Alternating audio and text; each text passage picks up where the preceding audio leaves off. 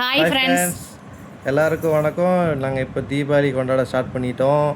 இன்னைக்கு காலையில் early morning அதிகாலை நள்ளிரவு 5 மணிக்கு எந்திரிச்சு நாங்கள் அலாரம் வச்சது வந்து 4 மணிக்கு அலாரம் வச்சு அப்புறம் 4:30க்கு ஒன்று வச்சோங்க. ஏன்னா தம்பி தூங்குறதுக்கே மணி 1:30 ஆக்கிட்டான். ஆமாம், அதனால் 4 மணிக்கும் ஒன்று 4:30க்கு அலாரம் வச்சேன். 4:30க்குமே எனக்கு அடிச்சது தெரியல. எழுந்திரிச்சு எங்கள் மாமா எழுப்பி விட்டாங்க. பிறண்டு படுத்துட்டு திரும்பி எழுந்திரிச்சு பார்த்தா மணி 4:50 ஆனிச்சா. அது குளிச்சுட்டு அப்புறமா டக்குன்னு எந்திரிச்சு சரசரன்னு வீட்டெல்லாம் கூட்டிட்டு எல்லாமே தொடச்சி வச்சுட்டு அப்புறம் அந்த பூஜை பாத்திரத்தெல்லாம் பொட்டு வச்சுட்டு பூ எல்லாமே வச்சு முடிச்சுட்டு அப்புறம் டீ போட்டு குடிச்சிட்டு அதுக்கப்புறம் வேலை செய்ய ஸ்டார்ட் பண்ணிட்டோம். டீ போடுறதுக்கு முன்னாடியே வந்து பருப்பு மட்டும் வேக வச்சுட்டு தான் நாங்கள் பூஜை பாத்திரத்துக்கெல்லாம் பொட்டு வைக்க ஆரம்பித்தேன். அது எல்லாமே வெந்துருச்சு. நல்லா வெந்ததுக்கு அப்புறமா வந்து இந்த கடலப்பருப்பு எதுக்காக வேக வச்சோன்னா சுழியத்துக்கும் அதுக்கப்புறம் என்ன பார்க்கணும், சுழியம் தான் செய்ய ஆரம்பிச்சிட்டோம். அதுக்கு அந்த சுழியத்துக்கு தேவையான கடலப்பருப்பு நாட்டு சர்க்கரையும் அதுக்கப்புறம் ஏலக்காய் தட்டி போட்டிருந்தேன். அப்புறம் தேங்காய் துருவல் எல்லாமே போட்டோன்னே நாட்டு சர்க்கரை எப்போ போட்டாலுமே வந்து இலகி போயிடும். அதுங்கிறதுனால கொஞ்சம் ஒரு பாத்திரத்தில் வச்சு நல்லா ட்ரை பண்ணுற மாதிரி, அது எப்படி சொல்கிறது, வத்துற வரையும், அதான் ட்ரை இறுகி இலகுனது இறுகி வர வரைக்கும் பாத்திரம் வச்சு அது ஒரு பக்கம் இருந்துச்சு. அதுக்கப்புறம் இந்த சைடில் ஏன் டயத்தை வேஸ்ட் பண்ணிக்கிட்டு அப்படின்ட்டு சுழியத்துக்கு வந்து இட்லி மாவு கொஞ்சமும் மைதா மாவு கொஞ்சமாக உப்பு சேர்த்து தண்ணி கலந்து மிக்ஸ் பண்ணி வச்சுக்கிட்டேன். இது இறுகி ஆறுனதுக்கு அப்புறமா பிடிச்சி நம்ம சுழியம் போட்டுக்கலாம் அப்படின்னு சொல்லிட்டு. அதுக்கப்புறம் பேசுங்க. அதுக்கப்புறம் என்ன சுழிய செய்ய ஆரம்பித்தோம். அப்புறம் உப்புட்டுக்கு ரெடி பண்ணேன். உப்புட்டு போலி குட்டியாக இருக்கும்ல, அதுங்க பேர் உப்புட்டா. அது உப்புட்டுன்னு சொல்லுவாங்க. ஓரளவுக்கு தாங்க இவங்க வீடியோ எடுத்தாங்க. அதுக்கப்புறம் தூக்கம் வருது, டயர்டாக இருக்குன்னு சொல்லிட்டு சரி போய் தூங்குங்கன்னு சொல்லிட்டு அப்புறம் நானே வீடியோ எடுத்துக்கிட்டேன். அப்புறமா ஆமாம், அவர் அந்த ஆறி போனதை வந்து நான் சுழியத்துக்காக உருண்டை பிடிச்சி வச்சுட்டு அப்புறம் எண்ணெய் நல்லா உருண்டை பிடிக்கிறப்பே வந்து எண்ணெயை வந்து ஹீட் பண்ணிட்டேன். டயத்தை வேஸ்ட் பண்ண வேணான்னு. அப்படியுமே மணி ஆகிடுச்சு. அப்புறம் சுழியம் பண்ணி முடிச்சிட்டேன். எவ்வளோ சுழியம் பண்ணேன், கம்மியாக தாங்க பண்ணேன். லாஸ்ட் இயர் வந்து நிறைய பண்ணிவிட்டு ரொம்ப அதிகமாக இருந்துச்சு. எக்ஸ்ட்ரா எடுத்து ஃப்ரிட்ஜில் வச்சு சாப்பிட்ற மாதிரி ஆகிடுச்சு. ஏன்னா மதியம் வந்து நான்வெஜ் சாப்பிடணுமா, அதனால் கம்மியாக தான் பண்ணினேன் எல்லாமே.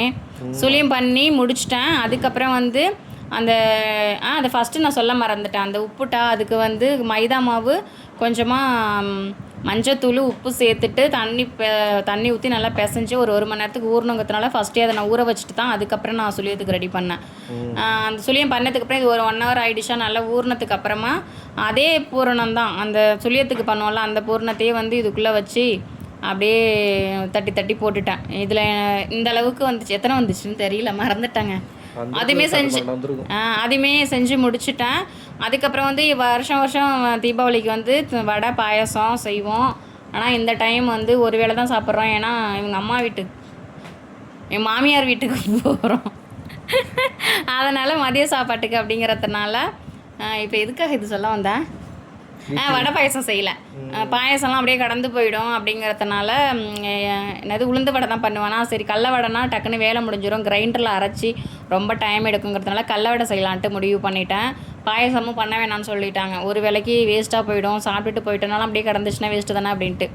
அதனால் நான் பண்ணாமல் கடல வடைக்கு தான் ஊற வச்சுருந்தேன். அப்புறமா சுழியமும் உப்புட்டு பண்ணதுக்கு அப்புறமா இட்லி ஊற்றி வச்சுட்டு தேங்காய் சட்னி தாங்க பண்ணேன். வடைக்கும் தொட்டுக்கலாம், இட்லிக்கும் ஆகுமே அப்படின்னு சொல்லிட்டு தேங்காய் சட்னியுமே அரைச்சிட்டேன், இட்லியுமே ஊற்றி வச்சுட்டேன். அப்புறமா இப்போ என்ன பண்ணிகிட்டு இருக்கேன்னா தேங்காய் சட்னிக்கு வந்து தாளிக்க போகிறேன். சட்னி அரைச்சிட்டேன். இப்போ ஒரு குட்டி எண்ணெய் சட்டி வச்சு எண்ணெய் கடுகு அதுக்கப்புறம் கருவேப்பிலையை போட்டு தாளிச்சிட்டு அதுக்கப்புறம் அதை எடுத்து இதில் கொட்டி முடிச்சிட்டேன்னா சட்னி முடிஞ்சிருச்சா. 3 ஐட்டம் முடிஞ்சிருச்சு. இது முடிக்கிறதுக்குள்ளவே என்ன ஆகிடுச்சுன்னா இட்லியுமே நல்லா வெந்துருச்சு. அதனால் அதுக்கப்புறம் நான் இட்லி எடுக்க போகிறேன். நேற்று வந்து என்ன பண்ணேன்னா, இது என்றைக்கு பாப்பா அரைச்சது, முந்தா நாள் அரைச்ச இட்லி மாவு வீட்டில் அரைக்கலைங்க. ரொம்ப என்னமோ வேலை பார்த்தோன்னு நினைக்கிறேன், டயர்டாக இருந்துச்சு அப்படின்னு சொல்லிட்டு மில்லில் கொடுத்து அரைச்சிட்டு வர சொன்னேன். மில்லில் கொடுத்தோம் அப்படின்னா என்ன ஆகும்னா இட்லி கொஞ்சம் வந்து எப்படி இருக்கும், இறுகுனா மாதிரி இருக்கும். அது என்னாச்சுன்னா நேற்று நைட்டு ஊற்றுறதுக்காக மாவு ஊற்றி வச்சேன். நைட்டு வந்து நாங்கள் கடையில் வாங்கி சாப்பிட்டுட்டோம். பரோட்டா உடம்பு முடியல, எனக்கு டயர்டாகிடுச்சு அப்படின்னு சொல்லிட்டு. இல்லை, கொஞ்சம் ஆசையாக இருந்துச்சு, அதுக்காகவும் போய் வாங்கி சாப்பிட்டதுனால அந்த மாவு அப்படியே இருந்துச்சா. அது மறுநாள் காலையில் என்ன ஆகுதுன்னா கொஞ்சம் கிட்டத்தட்ட தோசை மாவு பதத்துக்கு வந்து பஞ்சு மிட்டாய் போன்ற.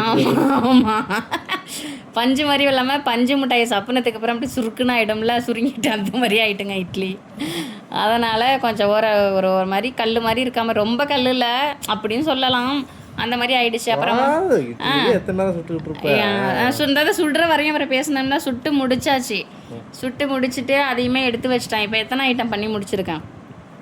சுழியம், இட்லி, அதுக்கப்புறம் சட்னி வச்சுருக்கேனா. அதுக்கப்புறம் வந்து இதெல்லாம் பண்ணது கூட பிரச்சனை இல்லைங்க. பக்கத்தில் சிங்க் வந்து நான் காட்டலாம். இந்த பாருங்க, இட்லி பாத்திரம் வைக்கிறதுக்கு கூட இடம் இல்லை, அந்தளவுக்கு நிரம்பி போயிடுச்சு. அது வேற எனக்கு பெரிய கவலையாக இருந்துச்சு. சமைக்க முடிக்கிறது ஒரு விஷயம்னா கழுவுறதை என்ன பண்ணுறது, எல்லாமே பெரிய பெரிய பாத்திரம். அதுக்கப்புறம் அப்படியே சைடுலேயே வந்து அடுப்புலாம் அப்படியே கொச்சாம்சான ஆகிடுச்சு. அந்த எண்ணெய் தெரிச்சது அது இதுன்ட்டு அதையும் கொஞ்சம் அப்படியே தொடச்சி விட்டுட்டு அதுக்கப்புறம் லாஸ்ட்டாக வந்து கடல வடை பண்ணலாம் அப்படின்னு சொல்லிட்டு, பருப்பு வடையா கடல வடை தான் சொல்லுவாங்க, மசால் வடை, கடல வடையும் பருப்பு வடை மசால் வடை எல்லாம் ஒன்று தான் அப்படின்னு சொல்லிட்டு அந்த மிக்ஸி ஜாரில் பெருசில் போட்டாங்க. நிறைய இருக்குங்கிறதுனால பூண்டு பல், அதுக்கப்புறம் மிளகா, சோம்பு போட்டேன்னா அந்த பூண்டு பல் என்ன ஆகிடுச்சுன்னா, எப்போவும் நான் முழுசாக போட்டு தான் அரைப்பேன். என்னன்னு தெரில, இந்த டைம் அரையவே இல்லை. பூண்டு பல் அரையிலேன்னு சொல்லிட்டு குறைன்னு அரைக்கிறதுக்கு பதிலாக அந்த பூண்டு பல் பார்த்துக்கிட்டே இருந்தேன். நான் வந்து கடலப்பருப்பை பார்க்காம ரொம்ப நைஸாக போயிடுச்சு. அது கொஞ்சம் எனக்கு மனசு கஷ்டமாக போயிடுச்சு, சரியாக வராதான்ட்டு. பரவாயில்ல, ஓரளவுக்கு நல்லா தான் வந்துருந்துச்சு. அதுக்கப்புறம் திருப்பி அதை பெரிய ஜாரில் இருந்து சின்ன ஜாருக்கு மாற்றி அப்படி இப்படின்னு அரைச்சி ஒரு வழியாக முடித்து நான் கடல வடையுமே சுட்டு முடிச்சுட்டு அதுக்கப்புறம் போயிட்டு இவங்களை போய் எழுப்ப போனேன். எழுப்புறதுக்கு முன்னாடியே பாட்டு சவுண்டு கேட்டுச்சு. ரூமில் பாட்டு பாடிக்கிட்டு இருந்தாங்களா, சரின்ட்டு என்னடா பாட்டு சவுண்டு எங்கேருந்து கேட்குதுன்னு பார்த்தா இவர் எழுந்திரிச்சு பாட்டு பாடிக்கிட்டு இருந்தார். ஏன்னா எல்லா வேலையும் முடிச்சிருவானா நைஸாக வரலான்ட்டு பாட்டு சவுண்டை கேட்டுட்டு நீங்கள் வாங்கன்னு கூப்பிட போயிட்டேன். அப்போதாங்க முழிச்சதும் பாட்டு போடுவாங்களா யாராவது? என்ன சொல்கிறது, என்ன பாட்டுது, என்னமோ தெய்வம் என்பதா அந்த பாட்டு நாக்கு ஞாபகம் வந்துச்சு. அந்த பாட்டு பாடிக்கிட்டு இருந்தேன். சரி காலகாலத்தில் சாமி பாட்டை பாடுறது நல்லது தானே அப்படின்னு பாட்டு பாடுறதை வச்சுட்டு நான் போய்ட்டு கூப்பிட்டு வந்துட்டேங்க, வாங்க எழுந்திரிச்சு வாங்கன்னு சொல்லிட்டு. எல்லா வேலையும் பார்த்துட்டு இருக்கேன், ஏதாவது ஹெல்ப் பண்ணலாம்ல, ஒன்றும் பண்ணலை. நான் தான் போக சொன்னேன்னா பாவமாக இருந்துச்சுன்னு. அப்புறம் ஒரு வழியாக எல்லாமே முடிச்சாச்சு. என்னென்ன பண்ணியிருக்கேன்னு காட்டியிருக்கேன்னா, மசால் வடை, அப்புறம் சுழியம், இது என்னது உப்புட்டு எல்லாமே பண்ணி முடிச்சுட்டு அப்புறம் என்னது சட்னி காட்டினேன்னா. அதுக்கப்புறம் என்ன பண்ணணும், நான் இது பூஜை பார்த்த இது என்னது படையலுக்கு ரெடி பண்ணிக்கிட்டு இருந்தேங்க. சட்டைக்கெலாம் வந்து மஞ்சள் ஒப்பம்லாம் அதெல்லாம் வச்சுட்டு இருந்தேன். ஆனால் எங்கள் மாமா வந்து பாத்திரம் விளக்கி போட்டாங்க. ரொம்ப நல்லவர், நான் கேட்கவே இல்லை. வேலை சீக்கிரம் முடியட்டும் அப்படின்னு சொல்லிட்டு விளக்குனாங்க. அதை நான் வந்து இங்கே நான் சொல்லிக்கிறேன், ஏன்னா எந்த வேலையும் பார்க்கலன்னு சொல்லிட்டேன்ல, அதனால. இப்போ இந்த மாதிரி கஷ்டப்பட்டு நான் வாழ்க்கையில் வந்து அப்படி அவ்வளோ ஜாமத்தை எல்லாத்தையுமே விளக்கி முடிச்சுட்டு அதுக்கப்புறம் படையில் சாமிக்கு நான் என்னென்னலாம் பண்ணிடணும் எல்லாத்தையுமே வச்சு படைச்சிட்டு ட்ரெஸ்ஸுக்கெலாம் பொட்டு வச்சு முடிச்சுட்டு அப்புறம் எண்ணெய் வச்சு தம்பிக்கு வந்து காய்ச்சி தான் தடவணும், சளி பிடிச்சிருக்குங்கிறதுனால எண்ணெய் வச்சு அவங்க 2 பேர் குளிச்சிட்டாங்க. இது வந்து தம்பியோட தீபாவளி ட்ரெஸ், இது எங்கள் மாமாவோட தீபாவளி ட்ரெஸ்ஸு. அப்புறம் படைச்ச எல்லாத்தையும் வச்சு சாப்பிட்டாச்சு. இது எல்லாமே நான் தான் பண்ணேன். எப்படி இருந்துச்சு அப்படின்னா கம்ப்ளீட்டாக ஹோம்மேடு, நல்லா இருந்துச்சா? ஹோம்லி தீபாவளி சூப்பராக இருந்துச்சு, எல்லாமே சூப்பராக இருந்துச்சு, வேறு லெவல். அப்படியே சாப்பிட்டுட்டு அதுக்கப்புறம் வந்து பக்கத்து வீட்டிலலாம் அந்த ஸ்வீட்டு பலகாரம் எல்லாம் அப்படியே ஷேர் பண்ணிக்கிட்டு அப்புறம் பட்டாசு வெடிச்சா தானே தீபாவளி நிறைவு பெறும். பட்டாசு எல்லாமே வெடித்து முடிச்சிட்டோம். அவ்வளோதாங்க. இதுவரை எங்கள் வீடியோவை ரொம்ப பொறுமையாக பார்த்ததுக்கு ரொம்ப நன்றி. வீடியோ பிடிச்சிருந்துச்சுன்னா லைக் பண்ணுங்கள். ஓகே, தேங்க்யூ, பாய். ஹாப்பி தீபாவளி.